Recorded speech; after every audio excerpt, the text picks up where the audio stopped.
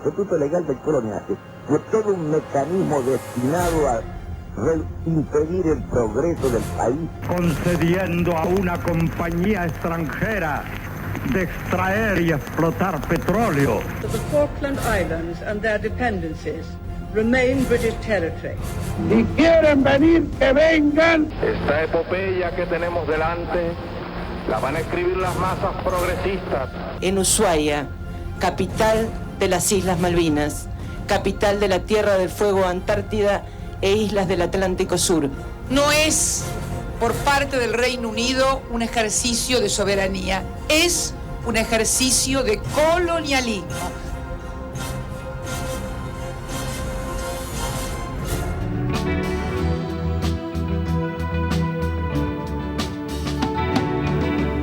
Muy buenas noches, amigos de Hora Malvinas. Hoy estamos compartiendo un nuevo programa y con las ganas, como es la intención de este programa, acercar justamente el testimonio de aquellos que escribieron la historia de la recuperación de nuestras Islas Malvinas, los excombatientes con quienes hacemos este programa conjuntamente con Canal 11.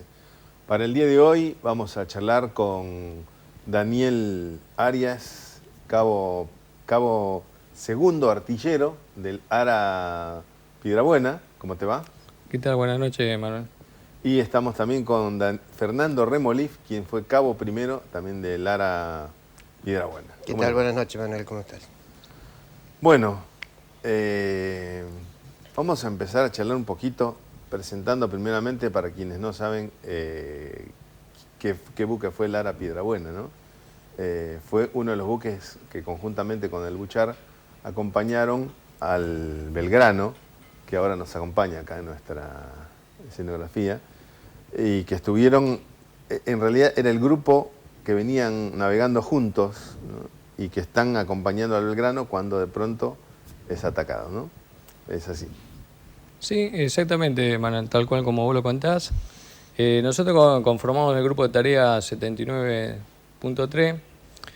Digamos, la misión nuestra era, digamos, custodiar las aguas del Atlántico Sur, digamos, más que nada hacia la zona de lo que es la unión de los dos océanos, porque, digamos, la tarea nuestra era que el día, si mal no recuerdo, creo que era el 30 de marzo o 29 de marzo, íbamos a hacer un ataque en pinza a la flota inglesa. Es decir, nosotros íbamos a atacar por la zona sur. Exactamente. Mucha gente dice que la Armada no participó, que no hubo conflicto bélico, digamos, en el mar, pero la flota salió a atacar. Sí, a mí que, digamos, toda la flota en su conjunto estaba en el mar. Digamos, la estrategia era que sí iba a ser el ataque pinza hacia la flota inglesa. Pero, digamos, las condiciones climáticas, lo que surgió ese día a la noche, que se impidió el ataque hacia la flota inglesa, fue, bueno, digamos, uno muchas veces leyendo, fueron primero principal porque las condiciones meteorológicas que surgían en esos momentos en el mar, por ejemplo, se hizo imposible la operación de los aviones de combate, en este caso del ARA portaaviones, el 25 de mayo. Entonces, por eso fue uno de los causales que se suspendió el ataque hacia la flota inglesa, porque era una manera de hacer un ataque pinza, es decir, rodearlos, de una manera de hacer un ataque profundo. Por eso nosotros éramos los escoltas, tanto con el Belgrano y en este caso el otro destructor que era el Buchar. Bueno, pero digamos, se suspendió. A lo mejor hoy la historia hubiese sido de otra manera. Claro. Y Fernando, cuénteme, ¿cómo estaban las condiciones climáticas esos días? Había olas de 5 metros como mínimo a más. Y día gris, día lluvioso, ventoso. O sea, las condiciones del mar eran bastante complicadas. ¿Olas de 5 metros qué quiere decir? ¿Que son olas de 5 metros que están subiendo y bajando o que están...? No, están subiendo y bajando, que el buque sube 5 metros y baja... ¿Y baja 5 metros a razón de...? Sí. Cada 2 segundos, me imagino. Sí, un poquito... Continuamente. Es continuamente. O sea, no es que estallan las olas, sino que... Está continuamente el mar en movimiento y el buque sigue navegando. Y sube y baja. 5 metros. Sí. Hay que tener estómago para eso, ¿no? Bueno, uno ya que se hace, el dicho está, los hombres de mar no nacen, sino que se hacen. Claro. Y bueno, nosotros nos hacemos. Bueno, y estaban con esa condición de mar. Vamos a ir haciendo un poco la cronología de entonces, qué es lo que pasó ese día en el cual ustedes iban hacia la zona de exclusión, ¿no? Correcto. Sí, sí. Sí, como te comentaba anteriormente, Manuel, digamos, las condiciones climáticas eran tremendas. Si uno supiera lo que es navegar el Atlántico Sur, ¿no? Nosotros tenemos lugares de muchos temporales, lo que es el estrecho de Lemer, digamos, la unión entre lo que es la isla del Estado con la parte de Tierra del Fuego, la isla, el Golfo San Jorge, son lugares, y bueno, no hablemos lo que es la unión de los dos océanos, ¿no? Son terribles las condiciones climáticas, encima es constante, es permanente. Es muy raro que vos encuentres un día, como se llama, el famoso mar de aceite, que le llamamos nosotros, que navegás tranquilo, sin condiciones feas. Pero bueno, nosotros tuvimos el tema de lo que fue en pleno, digamos, entre otoño, las condiciones ya va cambiando y es muy variable. Encima, acá las condiciones climáticas, sabemos por la zona que es cambiante constantemente. Por ahí te encontrás con temporales muy grandes, como nos pasó esa noche, que por eso se suspendió el ataque que íbamos a hacer. ¿El ataque estaba previsto para qué día, más o menos? Para el 30 de marzo. 30 de marzo, o sea, 30 de marzo salió la flota a hacer el ataque. Íbamos a hacer el ataque, exactamente el ataque pinza hacia la flota inglesa. Pero como he dicho anteriormente... Y el 30 de marzo estaban las condiciones climáticas. Sí, sí, por eso... Claro, me imagino, claro, con olas de 5 metros no hay tiro, que debe ser muy difícil salvo un misil. No. Digamos, las condiciones están dadas. Digamos, uno de los causales fueron que no podían operar los aviones de combate, en este caso del portaaviones 25 de mayo. Esos fueron uno de los grandes causales. Digamos, las condiciones de tiro las vas a tener siempre, porque hoy con la tecnología que hoy se maneja, pero nosotros también no es que teníamos grande tecnología, porque no la teníamos, pero medianamente, amén de esto, nosotros ya habíamos previsto todas estas condiciones, porque tuvimos tanto tiempo en navegación, en varias oportunidades hemos salido en condiciones meteorológicas como las que tenemos en el Atlántico Sur a hacer, digamos, tiro. Es como cualquier ejército, como se prepara cualquier tipo de clima o condiciones que van y prueban sus armas. Esto es claro y conciso. Puede tener fallas, seguramente que las hay, pero condiciones están dadas las condiciones para poder hacer el ataque al enemigo. Claro. Pero es innegable que justamente el acompañamiento aéreo era muy importante. Exactamente, sí. Y bueno, eso fue imagínate que lo que tuvo la Fuerza Aérea con lo que fue la Armada Argentina, en este caso con los Supertendar, las condiciones que ellos sí atacaban, sea cualquier tipo de condiciones del día que les tocaba, sea nocturna, de día, no había manera de que igual los aviones atacan, ¿no? Lo cierto es que el 30 de mayo ustedes reciben la orden y salen a navegar, a cumplir la misión, totalmente con la idea de ir al combate. 1 de mayo, aún, me imagino, sigue pendiente la orden. Y en ese momento, divisaron en alguno de los sonares, siendo que el Piedrabuena estaba preparado, ¿no? Para detectar de haber algún submarino. ¿Se detectó algo? En mi condición de donde yo estaba, digamos que yo estaba en una torre de combate.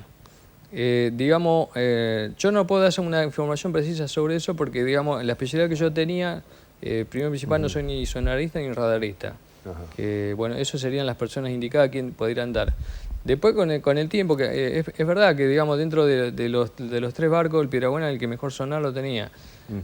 Lo que yo quiero comentar esto, que digamos, detectar un submarino en nuestras aguas del Atlántico Sur es casi imposible, porque todo va condicionado a las condiciones climáticas, porque vos acá en el Atlántico Sur tenemos profundidades muy profundas, y a medida que vas, un submarino se te pone a 300 metros, 400 metros, ya es muy difícil detectarlo, porque las ondas que van detectando, todo cambia por el tema de las condiciones del agua, porque hay lugares que son muy fríos, entonces a lo mejor, no lo digo como un experto en sonar, pero uno por comentario de los chicos que saben de estos temas, no es lo mismo, no te detectan, es muy jodido detectar un submarino acá, y más en este caso que era un submarino nuclear, ¿no? que nos venían siguiendo hace como 3, 4, 5 días. Y uno que a veces se pone a leer el tiempo que nos venían siguiendo a nosotros, que ya no habían detectado. Bueno, es lamentable, ¿no? Claro, son submarinos de alta tecnología que saben muy bien a qué temperatura del agua ubicarse para no ser detectado por el sonar. Claro, ¿no? sí. No tienen problema. Tecnología avanzada, no como la nuestra, que la nuestra se había quedado en el tiempo. Eran sonares de los barcos de la Segunda Guerra Mundial o reacondicionados, pero no tanta tecnología como lo que ellos venían. Claro, porque muy fácilmente la gente dice, ¿no? He escuchado muchos comentarios, el Piedrabuena tenía sonar, ¿cómo no lo van a detectar? Es muy fácil opinar, ¿no? Sí. Digamos, una cosa es opinar, una cosa es estar en el hecho y concreto y en el lugar de la zona que nos tocó a nosotros. Digamos, fue una cosa, como diría uno, no te la podés imaginar. Pero, además, habiendo recibido la orden de entrar en combate, el encargado del sonar estaba las 24 horas del día funcionando constantemente revisando. O sea que si hubiera detectado algo... Pero también está la otra, ¿no? Porque muchas veces las escuchas, que pueden tener tanto los sonares como radares, muchas veces no te permiten estar a lo mejor 24 horas. Porque también tenés la parte del enemigo, que también te puede estar escuchando, cualquier sonidito, lo que venga, una onda, te pueden detectar. Por eso muchas veces las emisiones a lo mejor no eran concretas, constantemente. Eso también hay que tener en cuenta que en esas condiciones también está eso, porque también el enemigo también escucha. No solamente el enemigo, sino el vecino, que también nos delató en varias oportunidades. Porque se hacían, o sea, de los barcos nuestros se hacían las escuchas, de las cuales Chile le pasaba información a Inglaterra. Entonces eso también era desfavorable para nosotros. ¿Ustedes sabían eso? Sí. ¿Y se podían dar cuenta de eso? Y había que cambiar, como él dice, había que cambiar la frecuencia para que podamos seguir emitiendo nosotros, los buques argentinos, porque ellos se metían y captaban las conversaciones. ¿Y de cómo se daban cuenta de eso? Por el alcance de la radio del buque. Increíble. Les pido hacer una pausa, se está poniendo el tema muy interesante y bueno, amerita seguir hablando.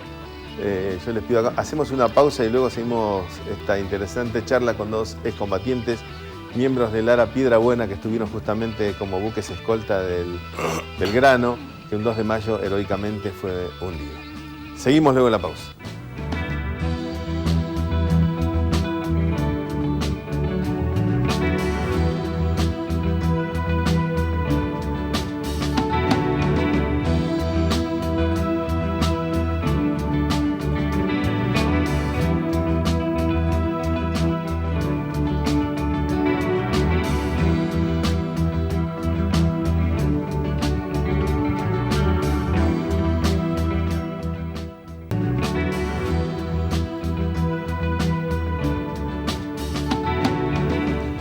Continuamos esta charla que se está poniendo muy interesante con Daniel Arias, quien fue cabo segundo artillero, y con Fernando Remolif, cabo primero, ambos tripulantes del ARA Piedrabuena, que como dijimos acompañaron junto al Buchar al crucero General Belgrano.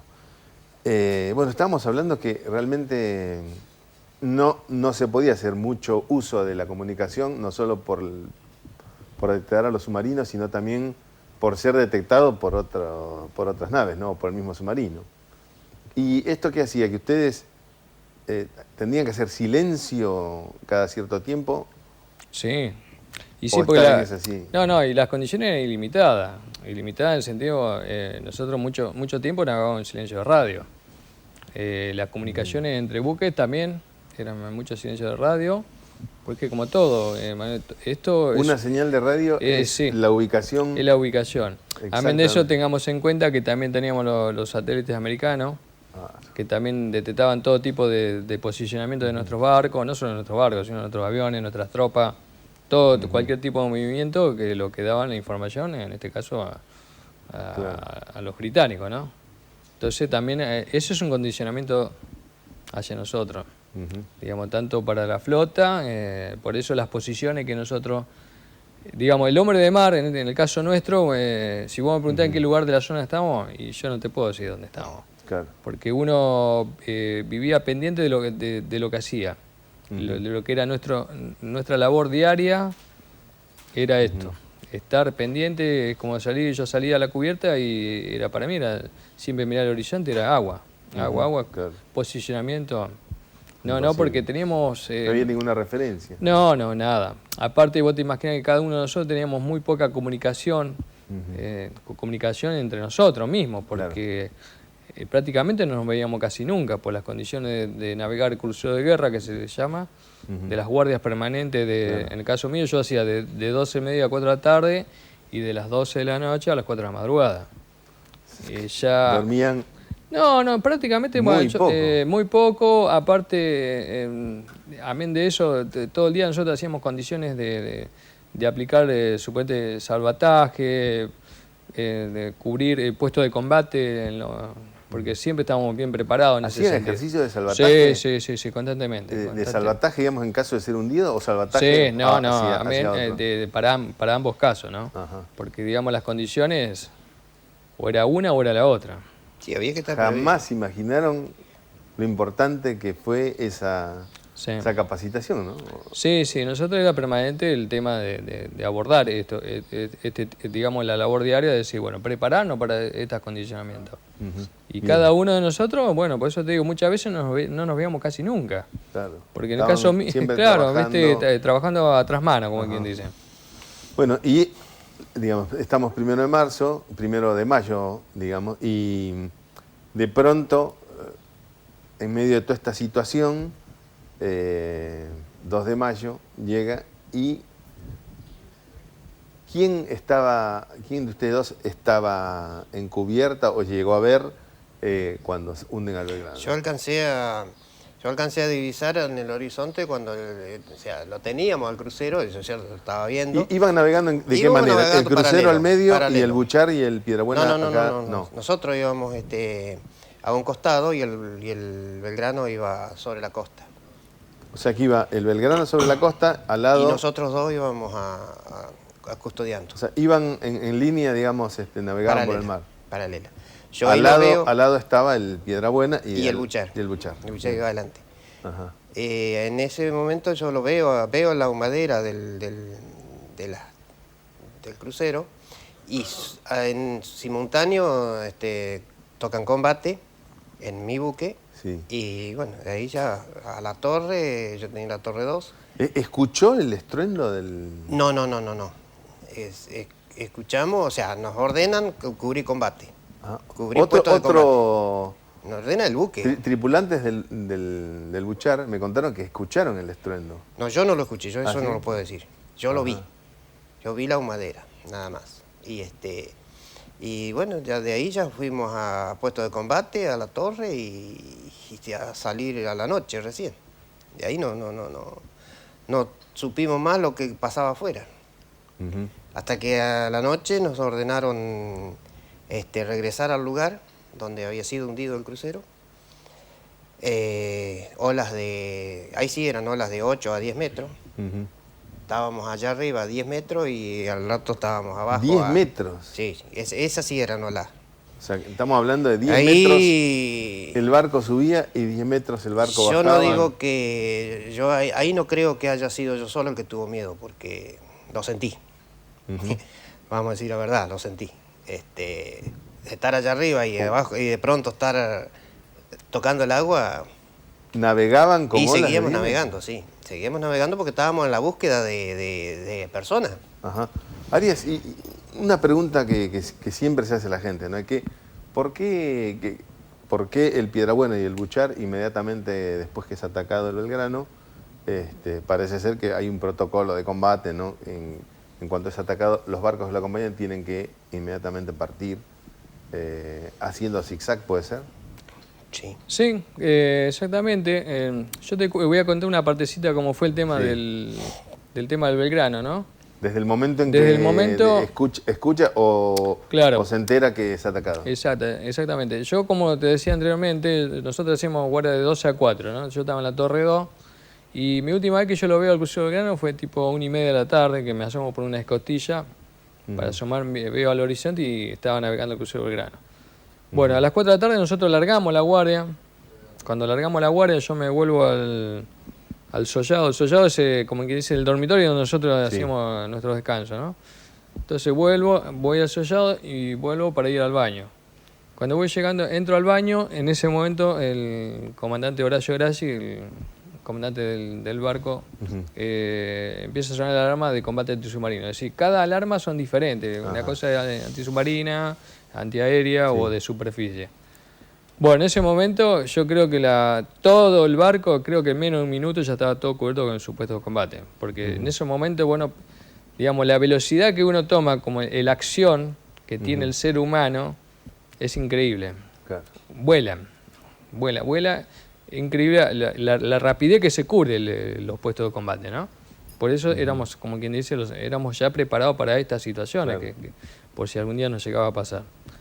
Bueno, en ese entonces, cuando ya llego yo a mi lugar de puesto de combate, que ya estaba toda habla el comandante Grassi diciendo que por radio que probablemente que se había perdido toda comunicación con el crucero Belgrano. Mal no recuerdo, fueron sus primeras palabras que dijo, y que presumiblemente haya sido torpedeado. Bueno, ahí cae una consternación a cada uno de nosotros. Helados salen más de uno. Yo, la verdad que yo era una persona, y digamos, yo ya tenía asumido lo que íbamos nosotros. Yo siempre fui una persona así parezco piedra. Pero sabías que iban al combate y que podía pasar sabíamos que en cualquier cosa. momento. No, aparte a veces hasta lo he soñado, que nos tocaban a nosotros, nos hundíamos. Y siempre lo dije, si a nosotros nos llegaban a pegar un torpedo como les pasó a la gente de Belgrano, yo creo que todos nosotros no se salvaba nadie.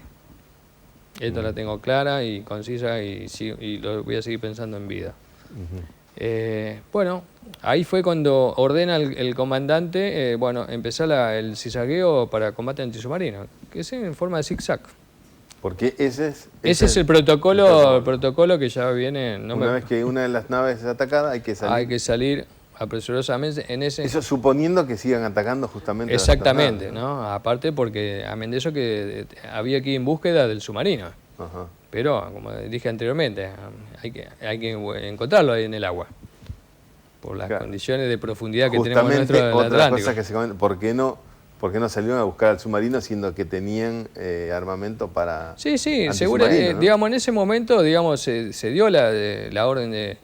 no es que salimos... Yo presupongo no es que salimos y nos fuimos, no. En ese momento se empezó el rastreo. Para ver, hay que ver hacia dónde íbamos nosotros. Como yo te digo, yo estando dentro de, como quien dice, una cápsula sin saber dónde estábamos, con las olas de 8 a 10 metros que nos sacudían en ese momento, porque era terrible. Era una cosa que hubo una oportunidad que el barco se nos clava. Que no se puede. Tenés que no se vive, no se puede entender, hay que estar, porque una oportunidad que el barco se nos se clava de proa, porque era constante. Nosotros le llamamos los baldazos de agua. Los baldazos de agua son las olas gigantes que vienen y pegan toda raza con lo que venga. Se clavó en una oportunidad y parecía que el barco no salía más. Dijimos, este es nuestro fin. Yo me lo imaginaba nuestro fin. Porque una manera que se clava el barco de proa y empieza el el movimiento si sale o no sale, hasta que salió el barco. Está como aplastado por el agua, ¿no? Queda suspendido bajo el agua, que era terrible. Bueno, con los años me entero porque que la Torre 1 fue que hubo una deflexión que lo dobló, como quien dice, entrando agua hacia la cubierta. Que fue, digamos, desesperante para mucha gente los que estaban debajo de lo que era la torre, ¿no? Claro. Porque debajo, digamos, no solo la gente que estaba abajo estaba de guardia, entrar el agua. No, fueron momentos para nosotros duros, muy duros. Y amén de eso, vos también tenés a cargo la tripulación, digamos, la responsabilidad del comandante o de cada jefe de departamento con su gente. Yo tenía chicos, por ejemplo, con Crito, que estábamos con nosotros, y los nervios que los chicos que vivían esa tensión, y siendo de la edad mía, ¿no? Porque yo soy clase 62 en este caso, ¿no? Y por ello me levantaba con mi vehemencia que tenía, y yo creo que a uno o dos los he agarrado como quien dice, la solapa, porque cuando uno pone nervioso el resto entra en un pánico total. Arias, te voy a pedir nuevamente hacer una pausa. La verdad que la historia cada vez nos sorprende más porque tantas cosas que desconocíamos justamente de estas dos naves heroicas que acompañaron al Belgrano y que, bueno, mucha gente dijo cualquier cosa, pero que recién hoy nos estamos enterando, gracias a ustedes, de lo que realmente pasó. Volvemos luego de la pausa en esta charla con Daniel Arias y con Fernando Remolif, tripulantes del Ara Piedrabuena que acompañaron en momento en que fue hundido el crucero Ara General Belgrano.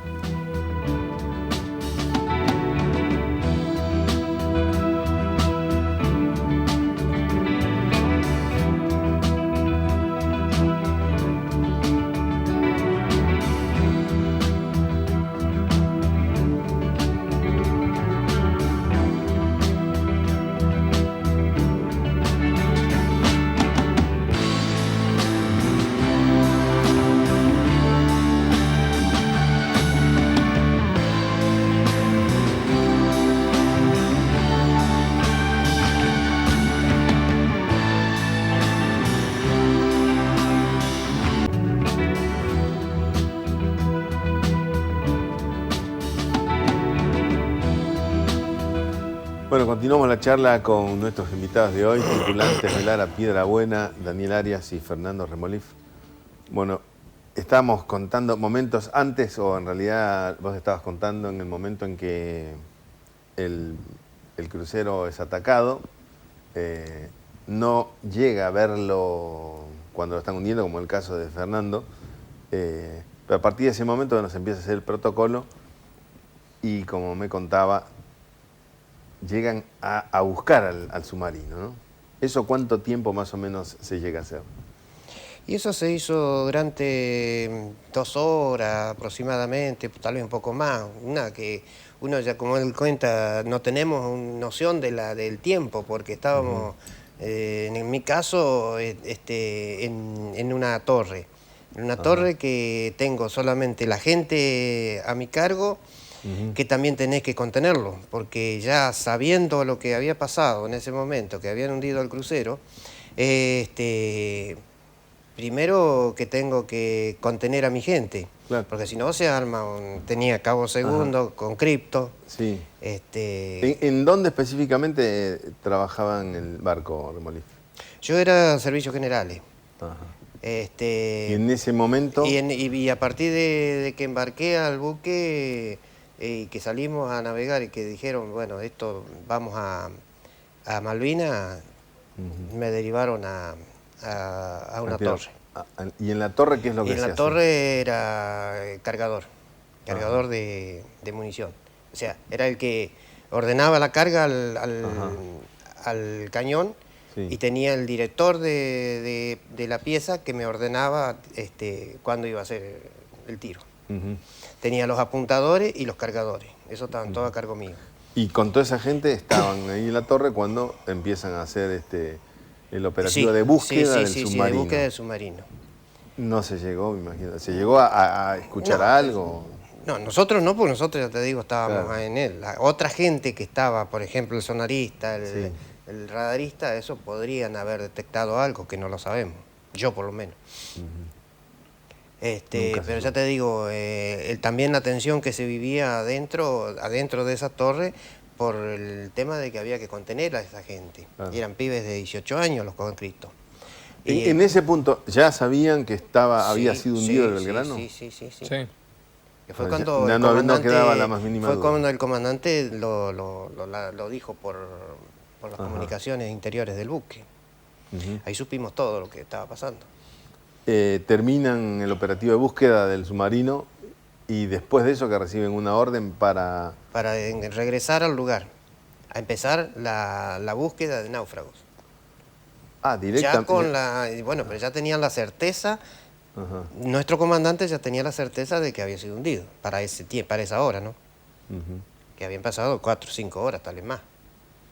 Que la vuelta al regreso habrá sido tipo 10 de la noche, aproximadamente, que nos mandan a o sea, al no encontrar el submarino, le dan contraorden y nos mandan a la búsqueda de náufragos, de la gente. Que lo único que encontrábamos ahí era evidente que el buque estaba ahí porque eran tambores, madera, todo eso. ¿Y estaba... a las cuántas horas avistaron los primeros restos del barco o los primeros náufragos? Los primeros náufragos los avistó un avión que salió a las... Sí, el famoso Neptune. que... Ese fue el primer avión que detectó la que primera llega balsa. a marcar el punto fijo, ¿no? Marcó el punto. ¿Qué tan lejos los encontraron de donde supuestamente ustedes dejaron no sé, de navegación habremos estado tal vez a 3 horas. 3 horas. Aproximadamente, sí, porque empezamos, ¿a qué hora habremos empezado en la primera de balsa? Sí, yo recuerdo que las primeras balsas que nosotros rescatamos, que yo recuerde, ¿no? Porque amén de la ardua tarea que hubo toda esa noche, con condiciones de trabajar a luces encendidas, todo el barco. Seguían las olas de 10 metros. Seguían las olas, con las condiciones del barco de estar con todas las luces prendidas, que tranquilamente nos podían haber atacado, Claro. sabiendo que el submarino estaba en zona, ¿no? Yo recuerdo que sí, las primeras balsas, en mi caso, ¿no? Yo me acuerdo que la primera balsa que rescatamos nosotros fue al día siguiente como a la 1 de la tarde. Eso sería el 3 a la 1 de la tarde. Más o menos, sí. Imagínate que nosotros con el tema de muchas balsas, las que rescatamos por ahí venían balsas que venían 3-4 personas, otras balsas que superaban la capacidad de 20, a lo mejor venían 30 personas. La ardua tarea que hizo toda la dotación del barco de trabajar constantemente, y muchas balsas por ahí se nos escapaban en el momento porque no los podíamos enganchar por las condiciones climáticas, ¿no? Sí, leí que en los anales de los rescates que se han hecho en el mar, en el mundo, figura como el rescate de los sobrevivientes del Gran como uno de los más difíciles que se ha hecho y más exitoso a la vez, ¿no? Exitoso, exactamente, sí. Eso es verdad porque, amén de todo esto, después están las historias de los chicos que yo tenía conocido. Yo en el caso mío, yo tengo un compañero que es Miranda, y el hermano que fue de promoción mía, que estudiamos juntos, un mendocino, falleció en el crucero Belgrano, que según tengo entendido que uno de los compañeros que por ahí no me cuentan algunos sobrevivientes del Belgrano fue si mal no recuerdo que me dijeron, creo que cae el ancla, donde se chupa a todos los tripulantes que iban en esa balsa. Y entre eso estaba este compañero mío, Gerardo Miranda. Y el hermano estaba conmigo en el Piedra Buena. Son historias que al escuchar esto o ver, imagínate al hermano preguntar por su hermano, bueno, hay que estar, sí, durísimo. Y después la historia de cada compañero que por ahí que yo conocía, contarte la historia de, o cuando nosotros rescatábamos, como venían muchos congelados, brazos, piernas, extremidades. ¿Cómo realmente? Ese olor a petróleo que traían los chicos. Heridos, quemados. No, era terrible. Después la gente que pasaba por enfermería. Y la labor de cada uno de nosotros era trabajar todo el día. Trabajar, sacar náufragos, rescatar. ¿Hubo alguno de los rescates que fue el más difícil de todos? Y hubo rescates difíciles por las condiciones que venía la gente, la persona. Por ejemplo, un herido. ¿Me puede explicar? ¿Todos participaban en el rescate? Sí. Sí, todos queríamos ayudar. De una manera u otra. ¿O bien encargados, jefes de rescate? No, estaban. Sí. Cada uno sabía su función, pero por la desesperación de cada uno de nosotros en ayudar hacia el prójimo. Sí. Y bueno, pero prolijamente, ¿no? Como quien dice. Sí, claro. En vez de ver una mano habían 10, bienvenido sea. Pero era trabajar.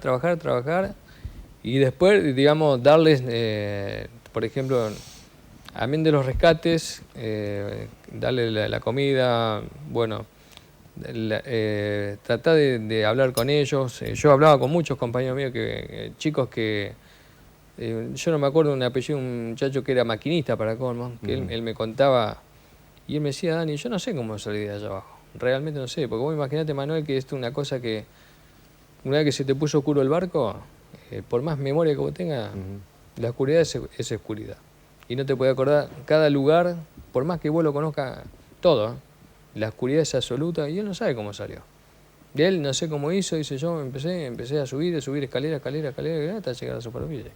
Y fue una de las zonas donde tuvo impacto el torpedo. No, hay muchas historias que te cuentan los chicos o la que hemos vivido nosotros. Después de dar nuestros equipos de cama a cada uno de ellos. Claro. Y bueno, ahí es como quien dice, yo ya no volvía más a mi lugar de donde quien día era mi lugar de descanso. Claro. Yo ya vivía dentro de la torre, me armé ahí un tipo camita con mi frazada. Y bueno, y el frío que teníamos. Y ahí quedamos. Para mí era ya, yo lo había tomado como casa propia. Pero siempre estando con este acompañamiento a los muchachos ir a hablar, porque también está la otra parte, la parte moral de cada uno de nosotros para incentivarlos. ¿Y cómo se hacía específicamente, por ejemplo, un solo rescate? Venía la balsa de goma. Venía el bote de goma, la balsa a la orilla del buque y se lo enganchaba. Él traía una... Y el que podía, sí, si no se le tiraba sogas de la borda del buque para que la persona que está en condiciones la pueda agarrar y tenerse. Y hasta que poder una vez que era sujeta a la balsa... Sí, una vez tener sujeta a la balsa... ¿Era suspendida con la gente y entraba al barco o los que...? No, los que estaban abajo... uno la tenía de la soga y ahí empezaban a subir y los que estaban medianamente bien en condiciones ayudaban a los heridos a subir. ¿Subían por dónde? Por el escalegato que se le llama, que es una escalera de soga. Por ahí se subía. Y bueno, y aquel que estaba muy herido, con la ayuda de los de abajo, más la ayuda nuestra de arriba, de la gente, lo tratábamos de subir.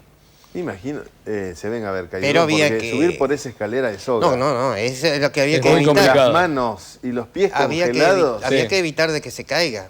Evitar que se caiga, aparte lo que se llama el roleo del barco, las condiciones meteorológicas, todo influía, todo era factor negativo, como quien dice. Sí. El factor positivo haber encontrado a las bases y a los compañeros sobrevivientes.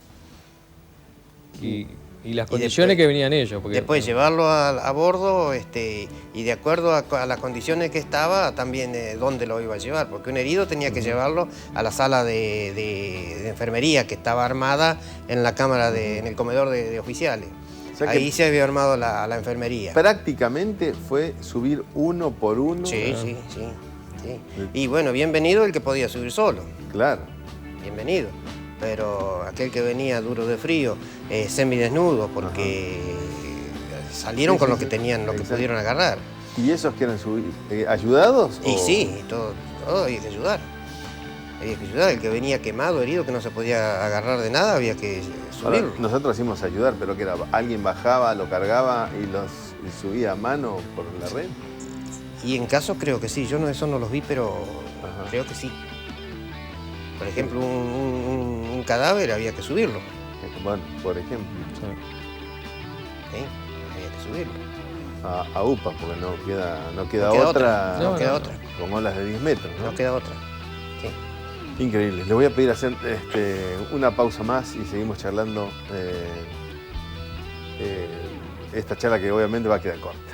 Ya lo vamos anticipando. Pero de todas maneras, la intención es compartir justamente el comentario de quienes tripularon el Piedrabuena. Hacemos una pausa nuevamente y volvemos.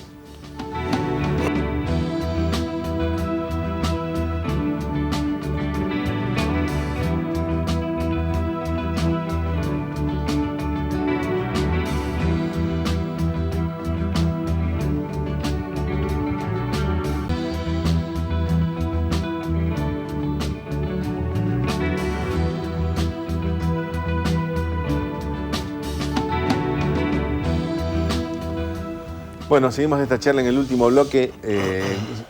Ya quedó dicho que nos va a quedar corto el tiempo, bueno, así que vamos a seguir charlando en otro momento, si el tiempo nos permite. Y sobre todo por ahí invitemos a otros tripulantes del Piedrabuena también, porque cada día estamos más sorprendidos de ver que cada quien realmente tiene una historia más sorprendente que la otra sobre sus recuerdos, sobre sus testimonios de combate, ¿no? Y en el caso del Piedrabuena, bueno, aparte de lo que hizo, el rescate que hizo, bueno, que es memorable, ¿cuántos tripulantes rescató el Piedrabuena? Aproximadamente 280, 260 personas. 200. Sí, porque nosotros éramos 100, la tripulación era 190 y se rescató el doble. ¿Y no hubo problema con el peso en el barco por la cantidad de...? No creo. ¿No? Presumimos que no, porque ¿resistió? llegamos a puerto. Ajá. Ahora, trajimos a los... ¿y los 200 fueron uno tras otro o en algún momento estaban... Y se grupo rescataron reunido? sí, cuando podíamos. Lo fueron encontrando, digamos. Se iban buscando las balsas, se agarraba esa balsa, se cargaba esa gente. Se seguía y se agarraba la otra balsa y así sucesivamente. Por ahí podían agarrar 2 balsas juntas. Entonces se podía trabajar en conjunto, pero si no se tenía que seguir buscando. Seguir a donde el buque navegaba hasta tener la balsa al lado. ¿Cuántas horas más o menos duró todo el rescate? O el que hizo el Piedrabuena, ¿no? Y realmente no recuerdo. Yo no recuerdo tampoco. Yo te digo, como te decía, ¿O en qué momento ustedes reciben la orden de decir, bueno, y, sí. vuelvan a Pero puerto? también puede ser, presumiblemente, también que se haya recibido la orden de decir que... yo presupongo, ¿no? Porque los contactos radiales entre los barcos habrá sido, bueno, nadie encuentra más nada, o capaz que también tener contacto con el avión de Neptuno. Ajá. Que a lo mejor no vieron más balsa, pero no sé, nosotros decirte una hora, por darte un ejemplo, no teníamos horario nosotros, no hay horario porque fueron eternas, para nosotros son eternas. Son momentos en los que el tiempo no existe. No existe, realmente no existe porque es tanto lo que haces, amén de eso está lo otro, el factor de ayudar al prójimo. Supera todo. Todo. Las horas, sacás fuerza no sé de dónde, pero las sacás.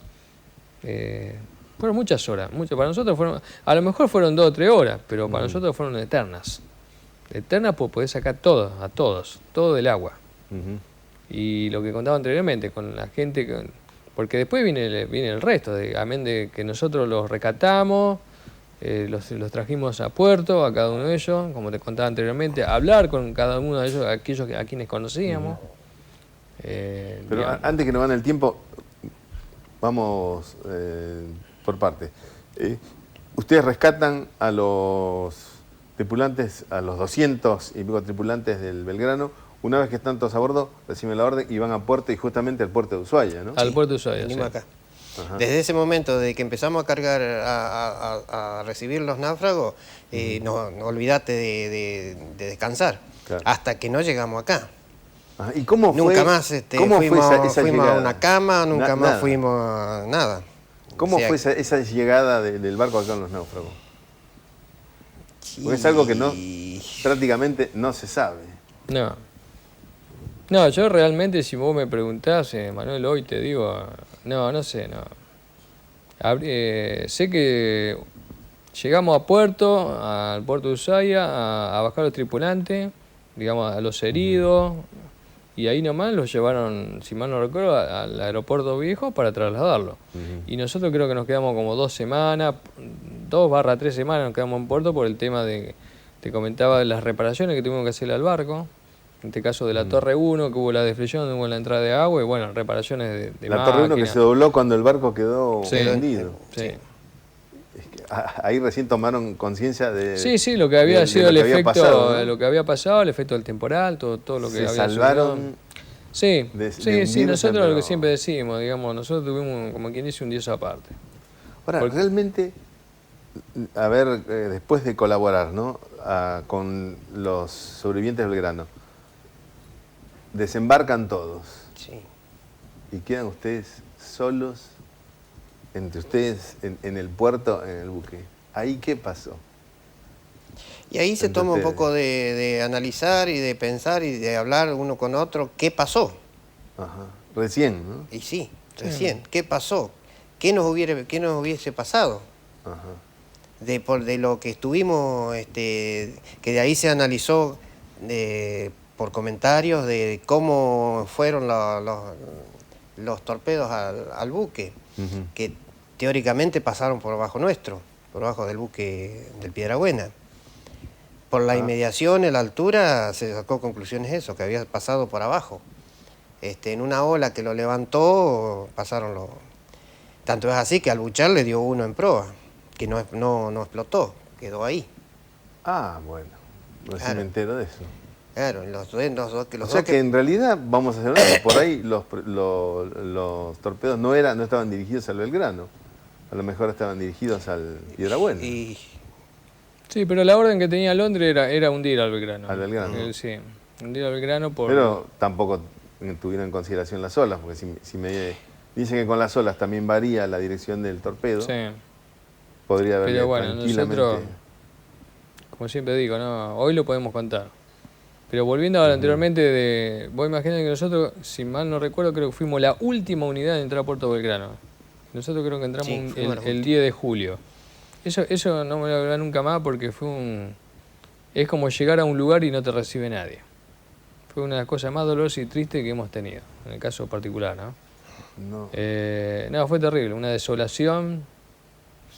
Sí, entramos como si hubiéramos venido de navegar normalmente, de una prueba de máquina. Nada, una desolación total. Que fue una tristeza terrible para nosotros, ¿no? A cada uno de nosotros, después de volver a nuestras casas. Yo tengo otro hermano que también es combatiente. Cuando yo llegué, verlo a mi padre, bueno, lamentablemente falleció este año, un 4 de abril, y verlo a mi papá, no conocerlo. Sí, porque son cosas muy tristes, ¿no? Porque nosotros muchas veces tenemos que hablar después de Malvinas, lo que nos pasa a nosotros. Muchas veces por ahí este olvido que tuvimos en ese tiempo, ¿no? Muy grande y muy doloroso, que nos guardaron, en muchos casos nos guardaron, ¿no? Porque muchas veces por ahí hay gente por ahí me pregunta, Daniel, yo no sabía que vos tuviste. Pues no somos muchos de contar cosas nosotros. Creo que la mayoría nos pasa. Claro. Nos sentimos bien cuando nos reunimos en nuestra casa además, que es el centro veterano. En la guerra se premia al héroe, no solo al que combate, sino al que también salva a sus compañeros. Sí. Que fue el caso del Piedrabuena, que lo hizo realmente mejor que nadie. Creo que sí. Y todos los tripulantes del Piedrabuena tendrían que ser considerados y premiados realmente como héroes, ¿no? Sí, sin embargo... creemos que sí, pero no depende de nosotros. Nosotros nos consideramos lo que somos. Sí. Por eso nosotros nos sentimos muy bien cuando estamos en nuestra casa, que vos conocés, Manuel, que nos sentimos bien, ¿viste? Nos sentimos en nuestro lugar de contención, que es la casa del centro de Malvinas. Y así pasan en muchos retos de las provincias, cuando se van reuniendo tripulantes de los barcos, que también se viene haciendo hace años también. ¿Y esa indiferencia en Puerto Belgrano fue de los propios pares? Así, sí. Que sabían de la misión que ustedes habían hecho. Sí. Muy desolador. Ahora, si me permiten la infidencia, ¿los pares habían recibido la orden de ser indiferentes? No creo. No sé. No creo. No sabemos. No creo. Los que están arriba deben saber. Quiero entender que no, quiero creer que no. Pero la tuvimos. Claro, como fue en el caso de acá de Ushuaia, que llegan justamente los sobrevivientes y también se los ocultó. Y también, también. Correcto, sí.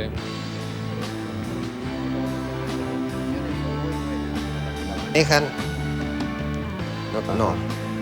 No sirve. Bueno, nos ganó el tiempo. Nos queda nuevamente corto el tiempo. Justamente habrá que hacer un programa sobre las reflexiones posteriores, como lo dice Arias, de lo que pasó después, ¿no? Que es lo que en realidad permite mejorar y cambiar la historia para mejor. Sí. Muchísimas gracias, Daniel Arias y también Fernando Remolif, ambos tripulantes del Ara Piedrabuena, que como decimos acompañaron junto al Buchar un 2 de mayo cuando se hundió el crucero Ara General Belgrano. Igualmente, de parte de toda la comunidad y de parte mía, reciban el mejor de los agradecimientos y realmente el reconocimiento por todo el trabajo heroico que hicieron rescatando tantos sobrevivientes del Belgrano. Bueno, gracias. Bueno, muchas gracias, Manuel, y buenas noches. Buenas noches. De esta manera nos despedimos hasta un próximo Hora Malvinas, en donde compartiremos el testimonio de combate de los excombatientes que participaron en la recuperación de nuestras Islas Malvinas. Hasta un próximo programa. Muchas gracias por acompañarnos.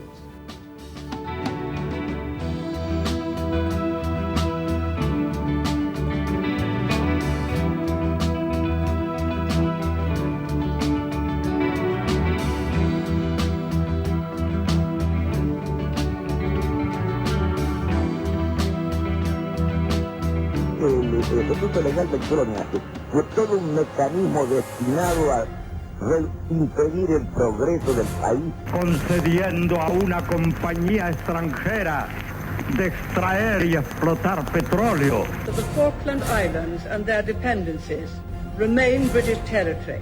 Si quieren venir, que vengan. Esta epopeya que tenemos delante la van a escribir las masas progresistas. En Ushuaia, capital de las Islas Malvinas, capital de la Tierra del Fuego Antártida e islas del Atlántico Sur. No es por parte del Reino Unido un ejercicio de soberanía, es un ejercicio de colonialismo.